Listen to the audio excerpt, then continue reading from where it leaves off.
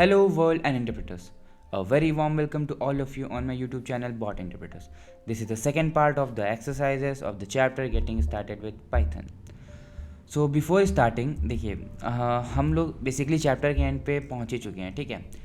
मैं ये सीरीज़ ये कंसिडर करके सोच रहा हूँ कि एनीवन मतलब आप पढ़ना चाहते होंगे, मतलब आपके पास टाइम होगा तो आप ये सीरीज़ को फॉलो करके आराम से पढ़ सकते हो। इसमें आपकी सारी चीज़ें हैं, ठीक है। नोट्स का आप लोग स्क्रीनशॉट ले सकते हो आगे की वीडियोस में, मतलब इस चैप्टर को फिनिश करते करते सारे नोट्स जो हैं उनका मैं पीपीटीज अपलोड कर दूंगा, लिंक दे दूंगा, ठीक है। तो वहाँ से जाके आप लोग नोट्स भी सारे मतलब ले सकते हो।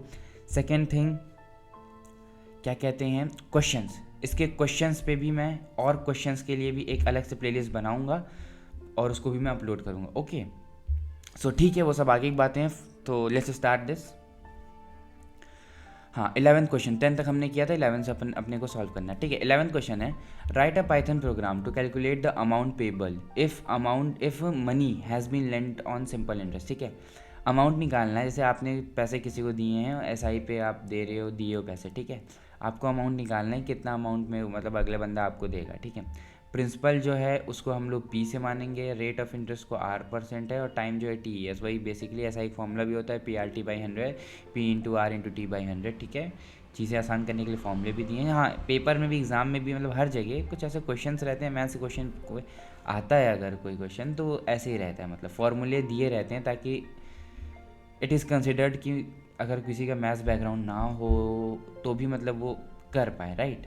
वैसे ये तो बहुत बेसिक आना चाहिए, बट स्टिल अमाउंट पेबल का ही फॉर्मूला है प्रिंसिपल प्लस एसआई, ठीक है। और पीआरटी जो है उसको यूज़र देगा इनपुट, ठीक है। अब देखिए, अब हम लोग सॉल्व करते हैं इसको। पी मैंने मान लिया इंटीजर,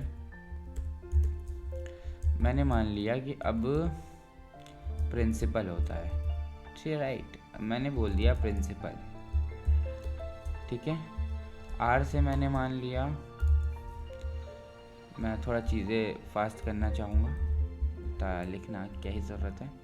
आर से मैंने मान लिया रेट, ठीक है, रेट। एंड अब मैं टी से मैं मान लेता हूँ ईयर्स, टाइम होता है ना अपना, तो मैं यहाँ पे टाइम लिख देता हूँ, टाइम, ठीक है। मैंने मान लिया पी से मैंने वो बना दिया, ठीक है। एसआई नाम का वेरिएबल बनाया जिस पे मैंने वैल्यू क्या दी, P×R×T, ठीक है, ब्रैकेट क्लोज, उसके बाद बेसिकली बाई 100। ये एसआई वैल्यू में मैंने ये वैल्यू स्टोर कर ली, P×R×T बाई 100, ओके।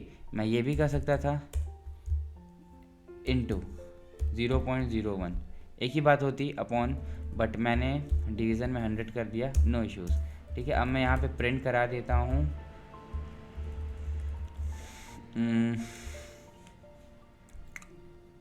हाँ, एक और मैं वेरिएबल बना देता हूँ। दो तरीके थे, मैं सोचा कि मैं प्रिंट के टाइम पे डायरेक्ट लिखूँ अमाउंट, बट ठीक है, मैं एक वेरिएबल बनाता हूँ ए नाम का, ठीक है। इस पे मैं वैल्यू दे देता हूँ P+SI, ठीक है, P+SI। मैं साइड्स में कमेंट्स भी कर दे रहा हूँ, ये है अमाउंट, ठीक है, ये था अमाउंट,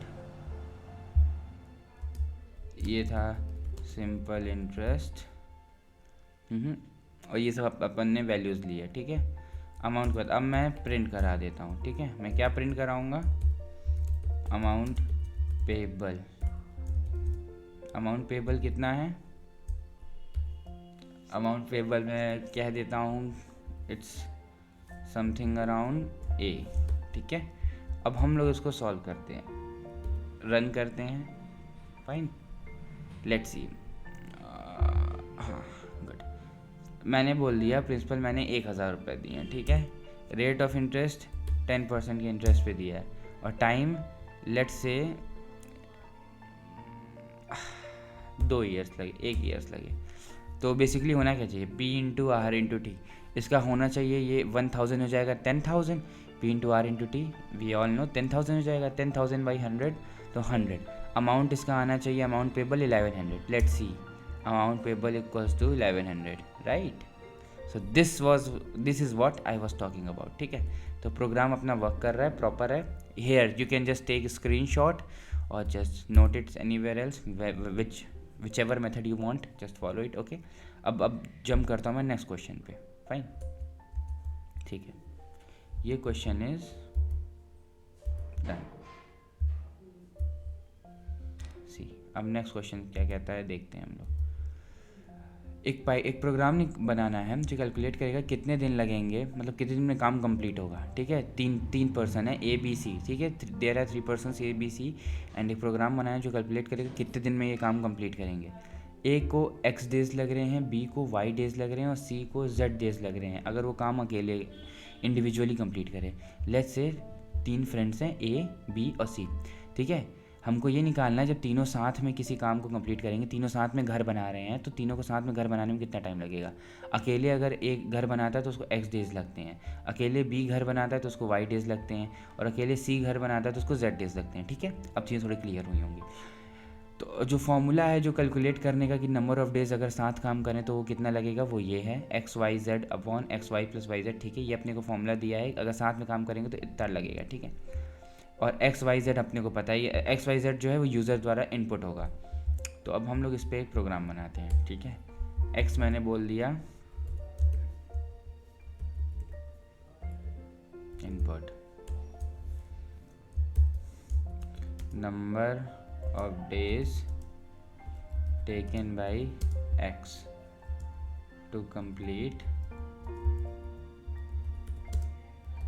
individually। ठीक है, x को कंप्लीट करने में इंडिविजुअली कितना टाइम लग रहा है इसको मैंने मान लिया। ठीक है, इसको मैंने x मान लिया। अब मैं मान देता हूँ y। अब मैं y मान लेता हूँ किसको,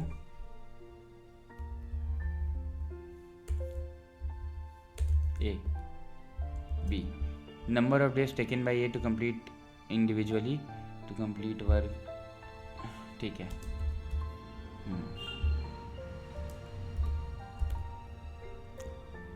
A को कितना टाइम लग रहा है कंप्लीट वर्क करने में। ठीक है, वो होगा हमारा, वो वैल्यू स्टोर होगी x में। B को कितना टाइम लगेगा एक उसी काम को अकेले करने में, वो वैल्यू स्टोर होगी y में। और Z को कितना टाइम, मतलब C को कितना टाइम लगेगा, वो वैल्यू स्टोर होगी अपनी Z में। फाइन, हाँ, इट्स डन। अब फॉर्मूला क्या है, total, let's say total time. Total time कितना लगेगा, फिर उसका फॉर्मूला था x into Y into Z. That means मैं ब्रैकेट में ही रख लेता हूँ x into Y into Z. ठीक है, डिवाइडेड बाई ब्रैकेट में क्या है, सॉरी, हाँ, X Y into X Y plus Y Z plus X Z, X Y X into Y plus Y into Z plus X into Z, X Y Z X Z see, ये हो गया। ठीक है, अब मैं print करता हूँ total time taken by A comma B and C together कितना टाइम लगेगा, इसको हम लोग मान लेते हैं t underscore time. Now we will run this. ठीक है, एंड इसको सॉल्व करते हैं। x को इंडिविजुअली कितना टाइम लगता है काम करने में, 10 दिन लगते हैं। y को कितने दिन लगते हैं, 15 दिन। और z को कितने दिन लग जाते हैं, लेट्स से 10 दिन। तो तीनों को काम कंप्लीट करने में कितना लगेगा, 3.75 डेज। 10 15 10, मैं यहाँ पे पुट करके देखता हूँ। 10 इंटू 15 इट्स 150 इंटू 10 1500। ठीक है, तो ऊपर अपना हो गया, मैं इसको कैलकुलेटर 10 15 10 मैंने ये मान के चला था। ठीक है, तो मैं बोलता हूँ 10, हाँ वो 1500 वो डायरेक्ट सॉल्ट है। ठीक है, 1500। ठीक है, 1500 है, ये हो गया। चलो ठीक है, एक्स वाई यानी 10 into 15 it's 150 plus Y Z means again 150 plus X Z is 100। Why 10 into 10 100, 400. It is saying 1500 is divided by 1500 is divided by 400, 3.75 75. See, it is working right. Okay, so take screenshot whatever you want. ठीक है, this question is done. अच्छा question था, simple question था, logic से चलना था. Write a program to enter two integers and perform all arithmetic operations. इस question को मैं पूरा नहीं करना चाहता क्योंकि यार टाइम वेस्ट है, बट सी, दो इंटीजर एंटर करवाने हैं ना, मैं पूरा क्यों हटाऊँ, मैं इतना हटा दे रहा हूँ. ठीक है,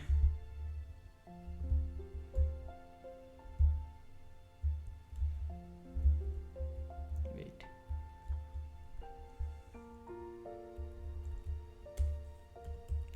num1 num2 I mean,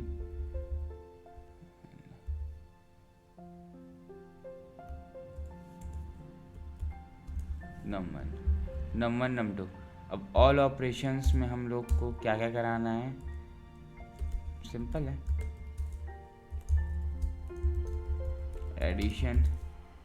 addition में क्या हो जाएगा, x प्लस वाई. ठीक है, इसको क्या किया मैंने, के save, x plus Y subtract. अब मैं बेसिकली 4 ऑपरेशन कर रहा हूँ, उसके बाद what ever you want you can do. Subtraction, ठीक है, मल्टीप्लिकेशन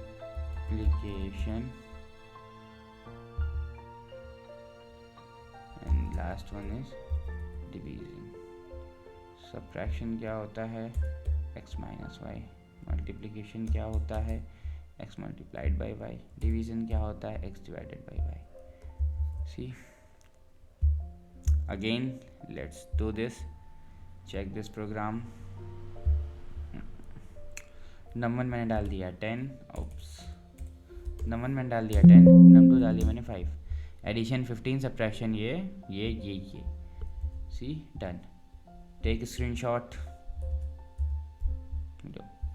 तो अपन ने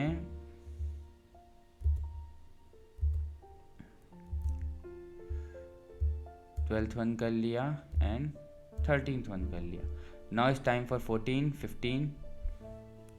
15 मिलते जैसे, ये दोनों क्वेश्चन मिलते जैसे हैं तो इसको हम लोग साथ में पूरा करेंगे. ठीक है, सी होता क्या है, एक प्रोग्राम बनाना है जो स्वैप करेगा 2 नंबर को एक तीसरे वेरिएबल के यूज़ करके. लॉजिकल क्वेश्चन, थोड़ा सा कॉन्सेप्ट लगता है इसमें. ठीक है, थोड़ा सा माइंड ओपन रखना है. तो मैंने क्या मान लिया, x मान लिया 10.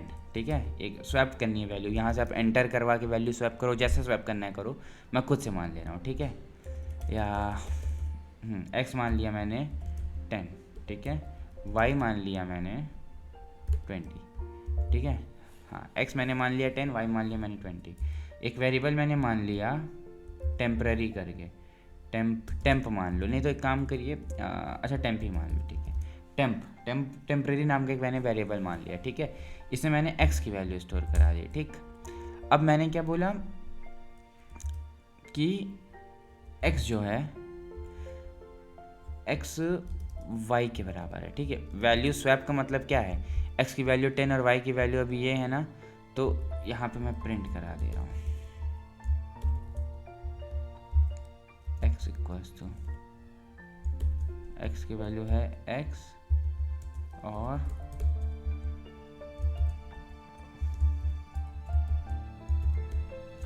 y की वैल्यू है y. ठीक है, x की वैल्यू ये है. ठीक है, अब इसके बाद टेम्प नाम को मैंने, अब यहाँ मैं क्या कर रहा हूँ, x की वैल्यू मैंने y दे दी, यानी x में मैंने 20 अब स्टोर हो जाएगा. क्यों, क्योंकि y की वैल्यू 20 है. ठीक है, इसके बाद अब मैं क्या कर रहा हूँ, y में मैंने वैल्यू दे दी टेम्प की वैल्यू कितनी थी, जितनी x की थी पहले. ठीक है, अब मैंने यहाँ पे क्या किया, प्रिंट, फिर से again I do the same. मेरे ख्याल से मेरे को थोड़ा सा स्मार्ट वर्क करना चाहिए, कॉपी पेस्ट, राइट. ठीक है, x यहाँ पे लिख दे रहा हूँ ब्रैकेट में,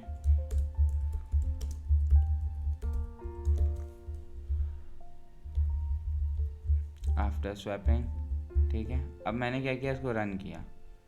सी, अभी पता चल जाएगा सही. हाँ, ये देखिए, x की वैल्यू पहले 10 थी, उसके बाद वाई की वैल्यू 20 वाई और वाई की वैल्यू 20 थी। स्वैप करने के बाद एक्स की वैल्यू 20 हो गई और वाई की वैल्यू 10 हो गई। This was what I was talking, take screen shot. या सो आई एम अस्यूमिंग कि स्क्रीनशॉट ले लिया होगा आपने। हाँ, अब 15 क्वेश्चन क्या, इसमें भी अपने को स्वैप करना है, बट इसमें देखिए यूज़ नहीं करना है थर्ड वेरिएबल, ठीक है। इस वाले में क्या था, मेरे को यूज़ करना था थर्ड वेरिएबल, बस यही डिफरेंस था। तो इस केस में भी लॉजिक अपना वही होगा, एक्स की वैल्यू 10, वन लाइन में मैं चाहूँ तो कर सकता हूँ X comma Y equals to 10 comma 20, ठीक है। एक्स और वाई की मैंने वैल्यू 10 और 20 दे दी। अब मैंने क्या किया, X comma Y equals to Y comma X, मैं इसको थोड़ा सा एक्स की वैल्यू 10 दे देता हूँ, वाई की वैल्यू 20 देता हूँ, थोड़ा समझ में ज़्यादा आएगा, ठीक है। मैं इसको सेव करता हूँ। मैंने एक्स की वैल्यू 10 दे दी, फिर मैंने वाई की वैल्यू 20 दे दी। अब मैंने क्या किया, एक्स की वैल्यू वाई के बराबर कर दी और वाई की वैल्यू एक्स के बराबर कर दी। सी, यही तो लॉजिक होता है ना। तो बस सिंपली मैंने वही किया। Now x equals to x and Y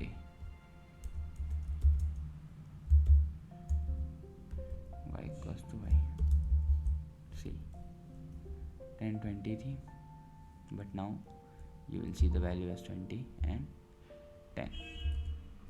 take screenshot. यहाँ पे भी हम लोग लिख सकते थे वही सेम लॉजिक, आफ्टर स्वैपिंग, यहाँ पे हम लोग बिफोर स्वैपिंग वैल्यू प्रिंट करा के, ठीक है। यहाँ पे एक्स वाई मैं यहाँ पे खुद से दे रहा हूँ, यूज़र से इनपुट भी करा सकते हो 2 वैल्यू, उसको फिर स्वैप करा सकते हो, ठीक है, फाइन। तो ये 2 questions we are done with these 2। अब अपने क्या करना है, एक प्रोग्राम लिखना है जो रिपीट करता है स्ट्रिंग गुड मॉर्निंग को n टाइम्स, और n जो होगा वो इंटीजर होगा जो यूज़र इंटर करेगा, ठीक है, ठीक है। मैं n को मान लेता हूँ integer input, enter the number of times you want to repeat, ठीक है। नंबर ऑफ टाइम्स इस लाइन आपको रिपीट करना है। अब मैं सिंपली प्रिंट कर दूंगा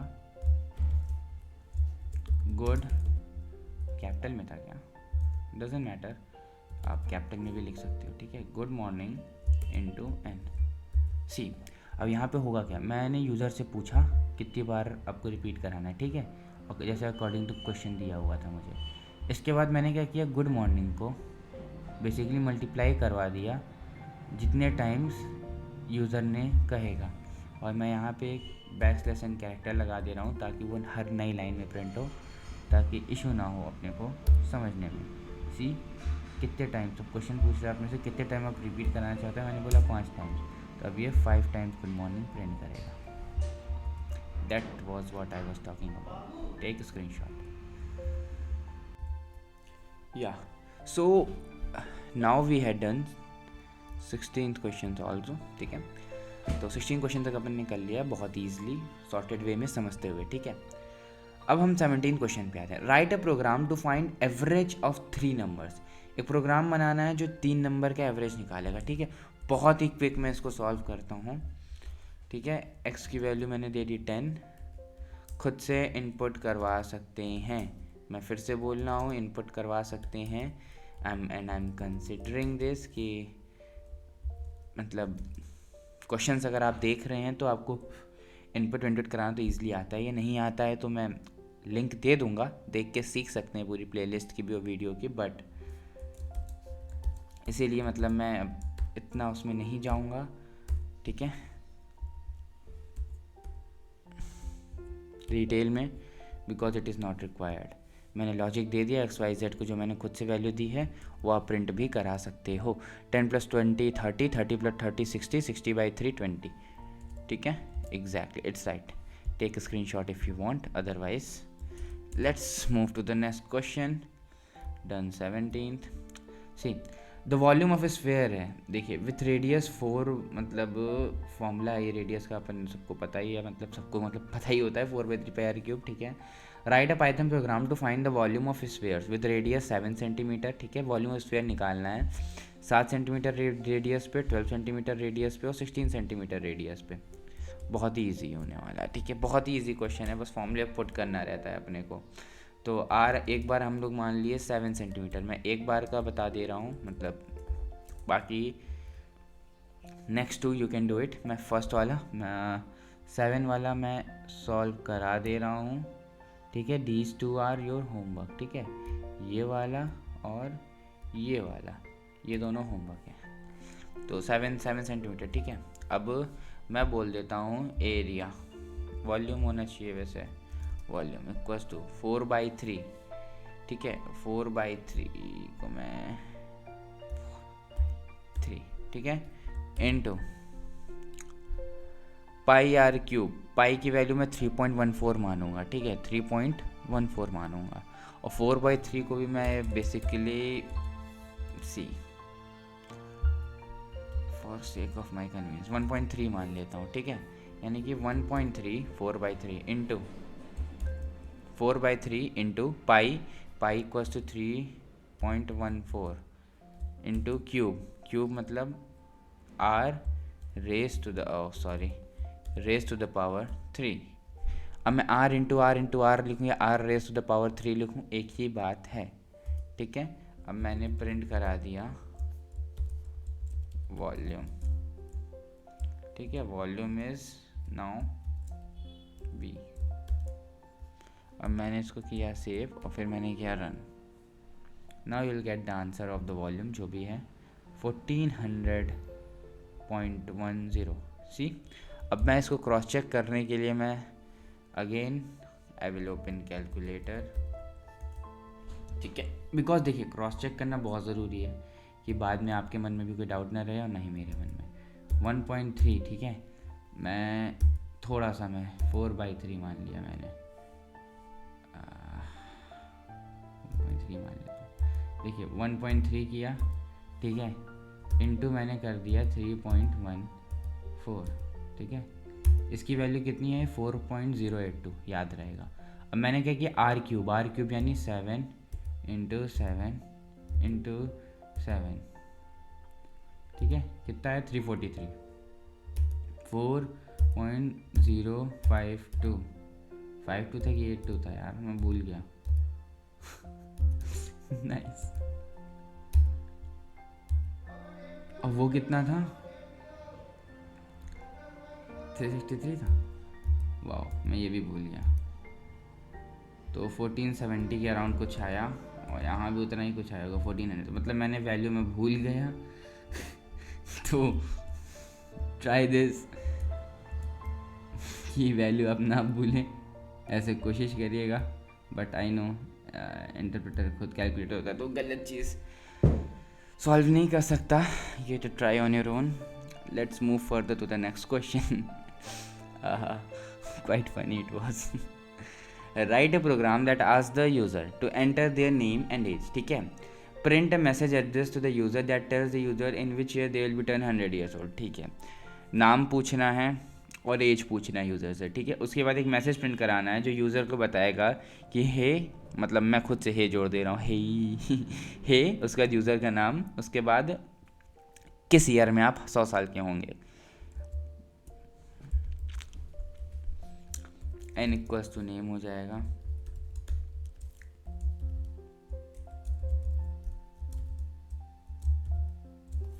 n इक्वल्स टू नेम हो गया, a इक्वल्स टू एज हो जाएगी, इंटीजर इनपुट एज, ठीक है। g की वैल्यू मैं मान लेता हूँ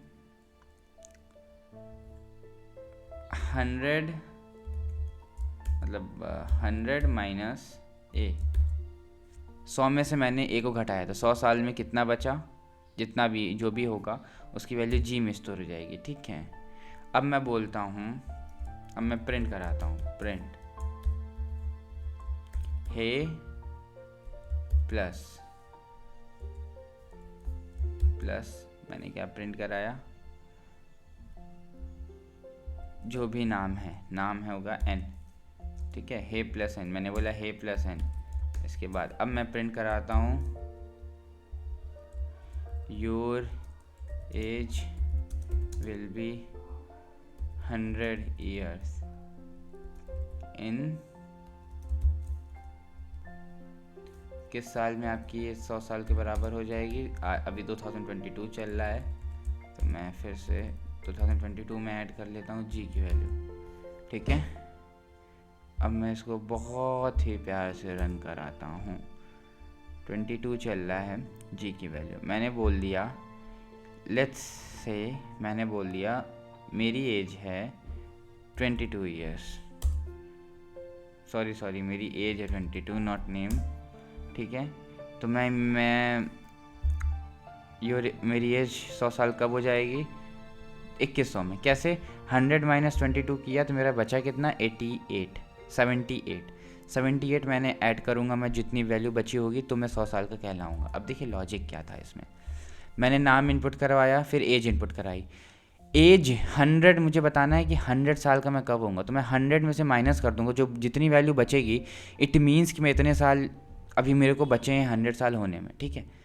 इससे क्या समझ में आया, अगर मैंने बोल दिया मेरी एज 80 ईयर्स ओल्ड है, ठीक है, मैंने 80 ईयर ओल्ड डाल दिया, तो मेरे को 100 साल होने में 20 साल अभी बचे हैं, मतलब मेरे को 100 ईयर्स तक पहुंचने में 20 साल अभी बचे रहेंगे।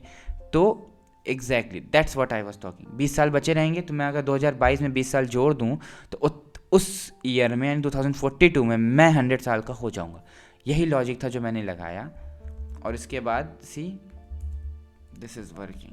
अब मैं प्रॉपर अपना डालता हूँ, मयंक सिंह, ठीक है, एज है मेरी मान लीजिए 5 ईयर्स ओल्ड, शिंचन प्यारा प्यारा, hey Mayank Singh your age will be 100 years in 2170, ठीक है। तो शिनचैन जो है हमारा इस एज पे हो जाएगा, एक सेकेंड कुछ, हाँ इस एज पे हमारा शिनचैन 100 साल का हो जाएगा। बट आई बेट वो तब तक भी आप पहुँचेंगे, तब भी वो 5 साल के रहेगा, because I am seeing him since I was 5, ठीक है। द फॉर्मूला जो है E equals to MC square है, you know the great Albert Einstein का फॉर्मूला, बहुत ही प्यारा सा energy mass relation, E directly proportional to M, proportionality हटा तो C स्क्वायर आया, वेरी नाइस, ठीक है। वो स्टेट करता है कि जो इक्विवेलेंट एनर्जी होती है उसको हम लोग कैलकुलेट कर सकते हैं मास m multiplied by the speed of light, ठीक है। मास m को हम लोग स्पीड ऑफ लाइट से मल्टीप्लाई कर दें, मतलब और उसका स्क्वायर कर देते हैं एक्चुअली स्पीड ऑफ लाइट का, ठीक है। एक प्रोग्राम बताना है जो मास ऑफ ऑब्जेक्ट लेगा और डिटरमाइन करेगा उसकी एनर्जी, ठीक है।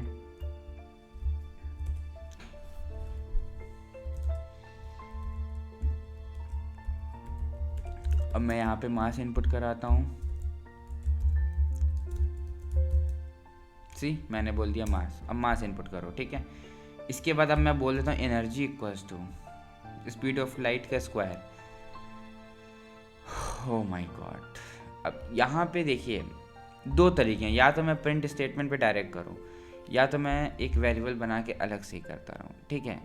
तो बहुत ही बड़ी वैल्यू आएगी कि 3 × 10⁸ है, ठीक है। तो मेरे को करना क्या है, पहले मेरे को mass into speed of light का स्क्वायर करना है। तो पहले मैं स्पीड ऑफ लाइट का स्क्वायर करता हूँ, जैसे कि m इंटू, अब मैं स्पीड ऑफ लाइट का स्क्वायर करूँगा 3 इंटू, या let's say c _squared, speed of light c की वैल्यू मेरी हो जाएगी 3 इंटू 10⁸8। पहले 10⁸8 करेंगे, फिर हम लोग उसको 3 से मल्टीप्लाई करेंगे, उसके बाद एनर्जी हो जाएगी m इंटू सी, ठीक है। तो प्रिंट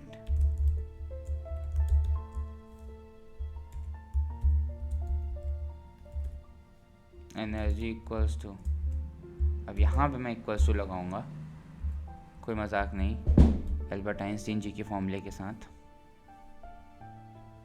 ठीक है। मास मैंने बोल दिया 50 kg, हाँ 65 kg, तो एनर्जी कुछ इतनी ही होगी, ठीक है।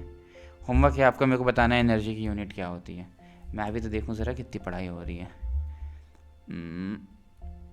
See go you to try yourself, अलग अलग वैल्यूज़ डाल के, ठीक है।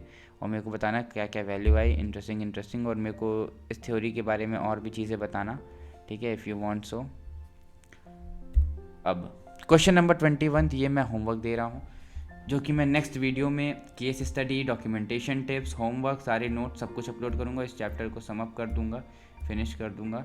मैं लिख भी दे रहा हूँ, ये वाला क्वेश्चन जो है आपका होमवर्क है। क्या है ये क्वेश्चन? होमवर्क। इसको करके लाना है, होमवर्क सॉल्यूशंस। नेक्स्ट वीडियो में homework solution, case study solution, documentation tip and finalising the chapter, सब कुछ हो जाएगा। उसके बाद हम लोग नया चैप्टर स्टार्ट करेंगे, ठीक है। फ्लो स्टेटमेंट्स वगैरह ऐसे ही कुछ था, तो सीख, ठीक है। Thank you all for watching. Please don't forget to like, subscribe and share, ठीक है। If you have any doubt feel free to ask me in the comment section. Tata, bye bye, see you in the next video.